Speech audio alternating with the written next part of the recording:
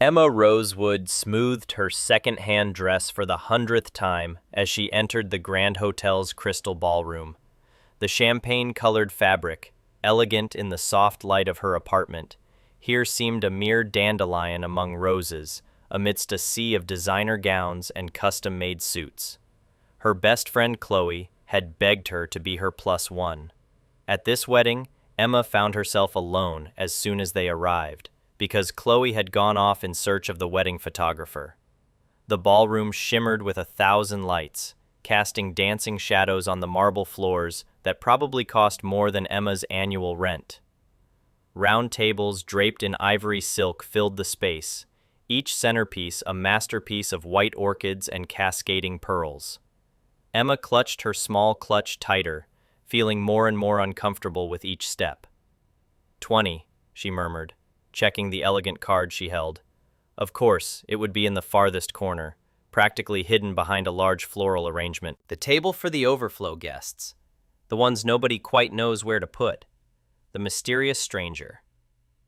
As she settled into her seat, Emma noticed the chair beside her remained empty, while the other places at the table filled up with chattering strangers. She poked at her salad, trying to look busy as conversations around her revolved around exotic vacations and country club memberships. The bride and groom looked dazzling at the head table, completely absorbed in their fairy tale moment. "Is this seat taken?" A deep voice interrupted her thoughts. Emma looked up and felt her breath catch. Standing next to her was perhaps the most handsome man she had ever seen in person. Tall and broad-shouldered, he wore a perfectly tailored black tuxedo that highlighted his athletic build. His dark hair was styled to look slightly disheveled, but natural. His eyes were an unusual shade of green, which seemed to hold secrets. "No, please," Emma managed to say, gesturing to the empty chair. "It's yours." He sat down with an easy grace, and Emma caught a hint of expensive cologne mixed with something decidedly masculine. "Sebastian Blackwood," he said, extending a hand. "And you are?" "M. Rosewood," she replied, shaking his hand and trying to ignore the jolt that went through her at the touch. "I'm here with my friend Chloe, though it seems she's disappeared."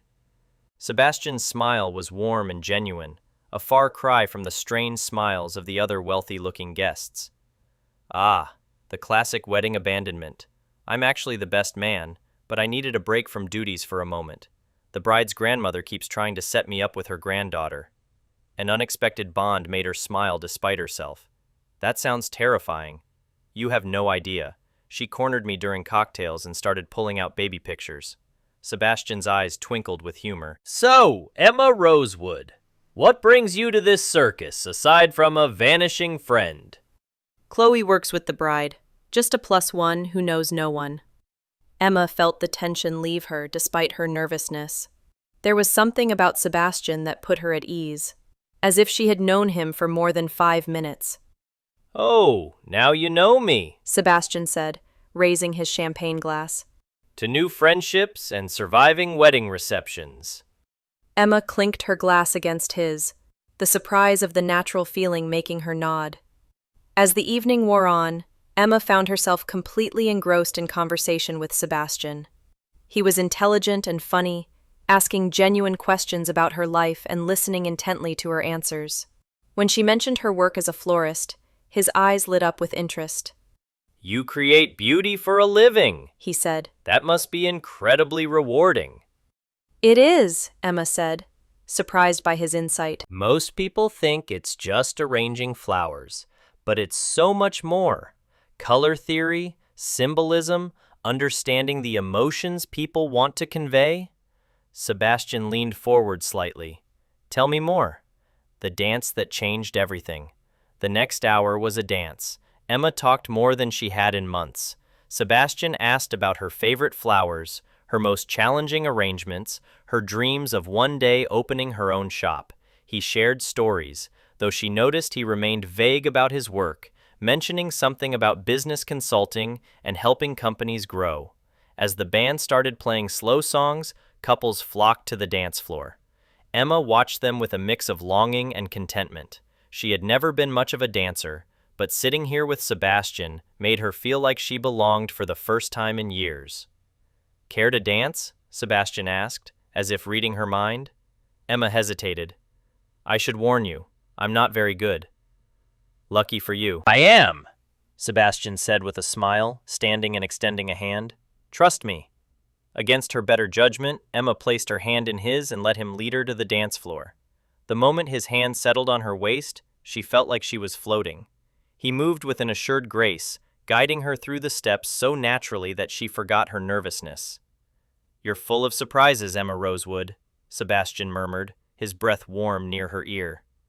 And so are you, Sebastian Blackwood, she replied, looking into those mysterious green eyes. The mystery deepened. As the song ended, Emma noticed other guests looking at them with curiosity. Several women whispered behind their hands, casting glances in Sebastian's direction. Emma felt a slight anxiety. The looks directed at him were a mix of recognition and deference, suggesting he was not just another wedding guest. Sebastian, she said as they returned to their table, what do you really do? He hesitated, still holding her hand. It's complicated. Take a guess. Sebastian swept his gaze around the ballroom, then looked at her. I run several companies, mostly in the tech sector. Nothing too exciting.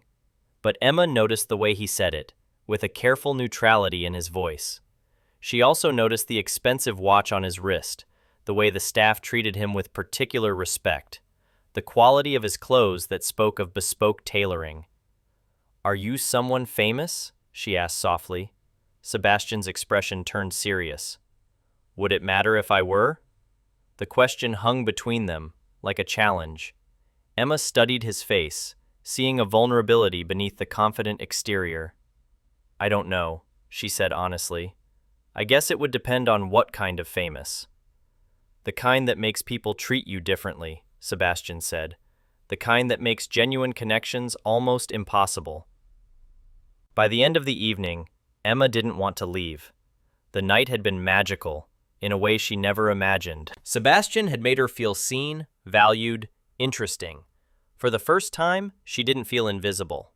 I should probably find Chloe, Emma said reluctantly, as the last dance ended. Of course, Sebastian replied, but he didn't move. Em, I'd like to see you again, outside of all this. He gestured encompassingly at the elegant ballroom. Emma's heart skipped a beat. I'd like that too. Sebastian pulled out his phone. Can I have your number? When Emma gave him her details, she noticed his phone was the latest model, sleek and expensive. Everything about Sebastian screamed wealth and sophistication, while everything about her screamed ordinary. But the way he looked at her made her feel anything but ordinary. I'll call you tomorrow, Sebastian promised. His fingers brushed hers as he handed back her phone. Tomorrow, Emma agreed. Her heart was racing. As she walked away to find Chloe, Emma felt Sebastian's gaze on her. She turned back once and saw him standing by their table, watching her with an expression she couldn't decipher. Oh! In that moment, she realized that whatever Sebastian Blackwood's secrets were, she was already too deeply involved to walk away. The evening had started with Emma feeling invisible, a forgotten corner at a wedding reception. But now, as she left the Grand Bellamar Hotel, she felt anything but invisible. She felt like the heroine of her own fairy tale, and Sebastian Blackwood might just be her Prince Charming, though something told her that in real life, fairy tales are much more complicated than they seem. The mysterious guest. Emma woke up the next morning with butterflies in her stomach and Sebastian's card on her nightstand. She had barely slept, replaying every moment of their conversation, every touch, every glance that had passed between them. The morning sun, filtering through the small window of her apartment, somehow felt brighter, as if the world itself had shifted overnight.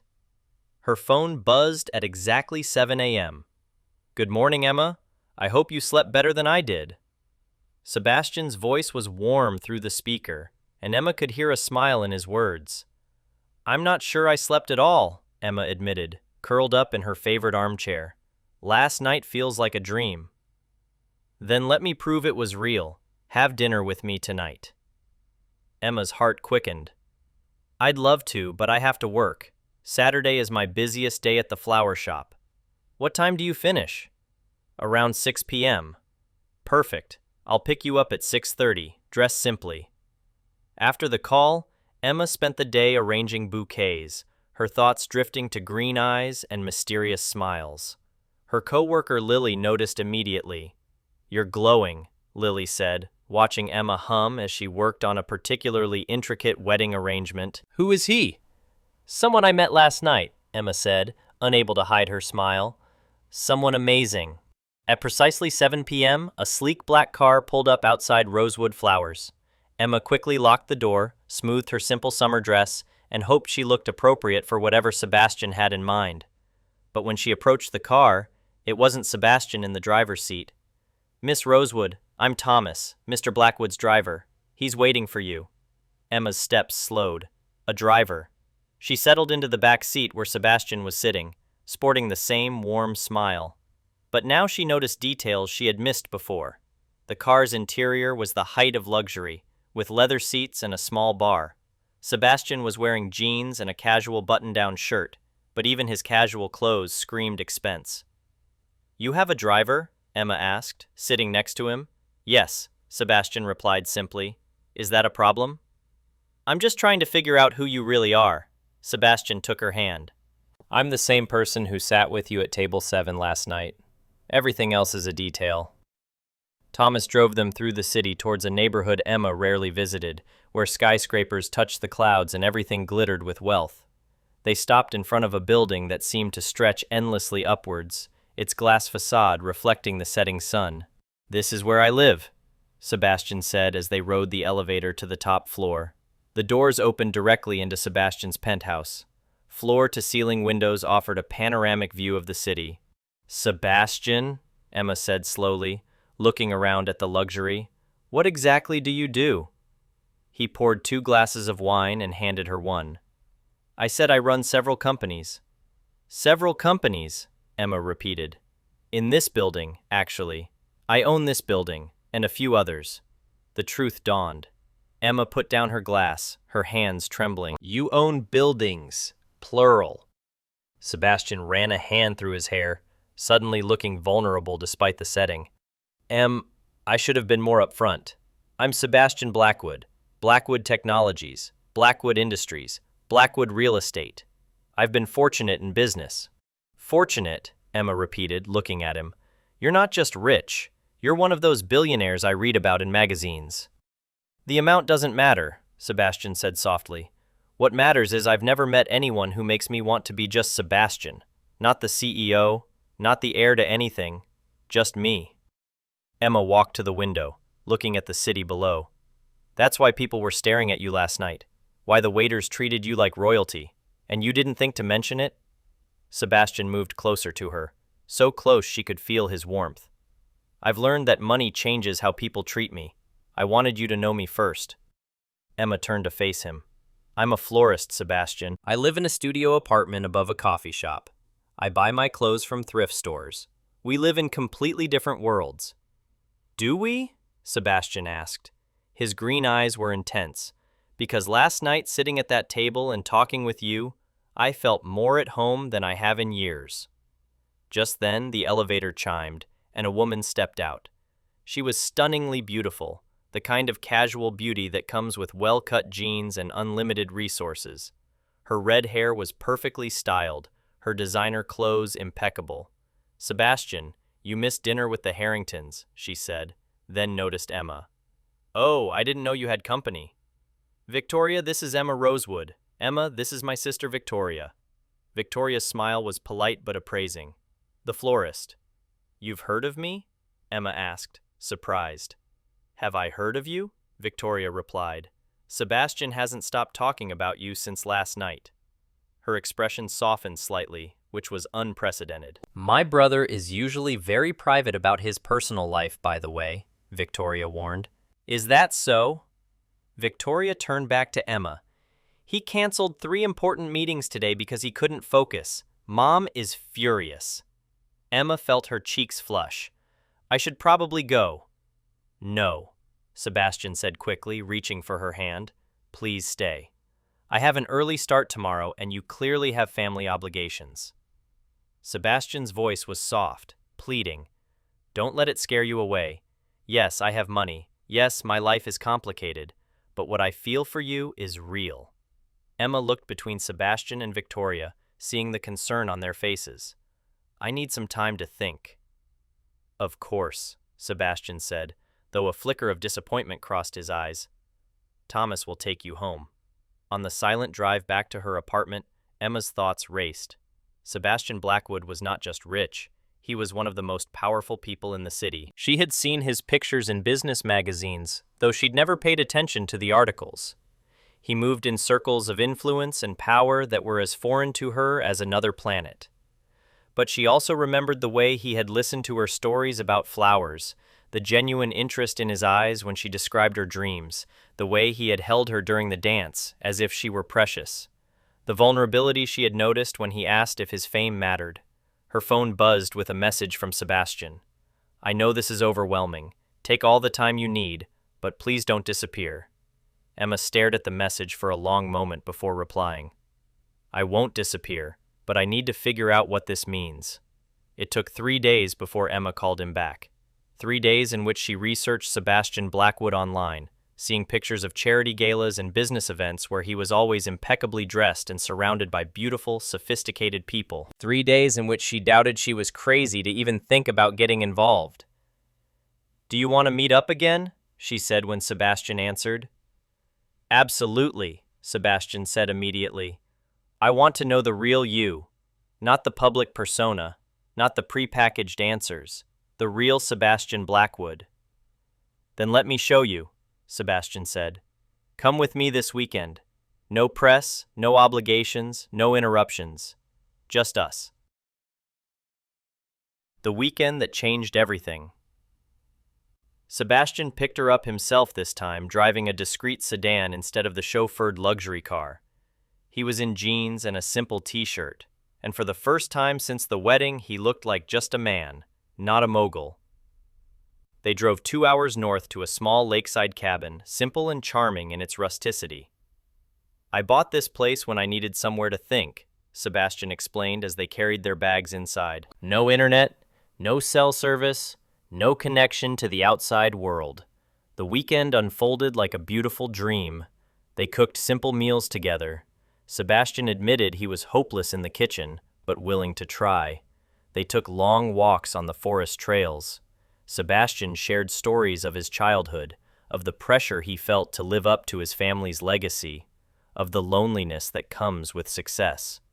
I never wanted to be in the spotlight, he said, sitting with her by the lake, watching the sunset. I got into tech because I loved solving problems, but then it grew into something bigger than I ever imagined. And do you regret it? Emma asked, snuggling closer to him on the old wooden dock. I regret the way it isolated me, Sebastian said honestly. I regret that I stopped trusting people's motives. I regret that I became suspicious of all friendships, all relationships, but not this one. Sebastian turned to her. His hand gently caressed her cheek. With you, I remember what it's like to be a man, not a brand. That night, lying together under a blanket of stars, Emma realized she was falling in love with Sebastian Blackwood. Not the billionaire, not the business mogul, but the man who admitted he was afraid of thunder, who sang off-key while making coffee, who looked at her as if she held all the answers he was searching for. When they returned to the city, Emma knew there was no turning back. She had fallen for Sebastian, fully and irrevocably, but loving him meant stepping into his world, a world that felt as foreign and intimidating to her as another country. The first test came sooner than expected. I have a charity gala this Friday, Sebastian said, as they had dinner in a quiet restaurant, away from prying eyes. It's to support children's literacy, a cause I care deeply about. I'd like you to come with me. Emma's fork stopped halfway to her mouth. A gala, with photographers and socialites. And with me, Sebastian said firmly. Just focus on that part. I have nothing to wear to a gala. I don't know how to behave at such events. I'll embarrass you. Sebastian reached across the table and took her hand. Emma, look at me. You could never embarrass me, but if you're not ready, I'll understand. Emma remembered the weekend at the cabin, the man who had held her when she cried in fear, who had promised to be there no matter what. "Okay," she said finally, "but I might have to hold your hand the whole time." "That's what I intended," he replied. The night of the ball. Emma stood in front of the mirror, barely recognizing herself. Sebastian had insisted on sending a stylist who had brought 3 stunning gowns to choose from. She had opted for a midnight blue dress that made her feel elegant but not overly flashy. When Sebastian came to pick her up, the look in his eyes was worth all her anxieties. "You're breathtaking," he said softly, offering her his arm. The gala was held at the Metropolitan Museum. Its majestic halls were filled with the city's elite. Emma felt all eyes on her as they entered. Whispers followed them. She recognized faces from society pages and business magazines, people who lived in a stratosphere she had only read about. "Just breathe," Sebastian whispered in her ear as they posed for photos. "You belong here because you're with me." Throughout the evening, Sebastian never left her side. He introduced her to everyone with genuine pride, never apologizing for who she was, never trying to embellish her story. When people asked about her work, he listened with the same attention he would discuss multi-million-dollar deals. "You're different with her," Victoria observed, finding Sebastian at the bar. Emma was across the room, charming a group of elderly donors with stories about the language of flowers. "Different how?" Sebastian asked. "Happy, relaxed, like yourself, not the Sebastian Blackwood everyone expects." Sebastian watched Emma laugh at something a donor said. His face shone with genuine warmth. "She makes me remember who I wanted to be before I became who I thought I had to be."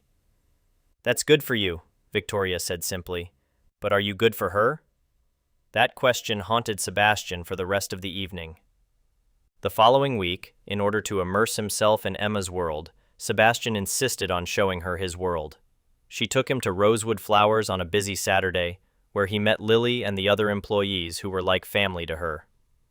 "So, you're the mystery man who has our Emma floating," Lily said with a mischievous grin. Sebastian helped assemble bouquets.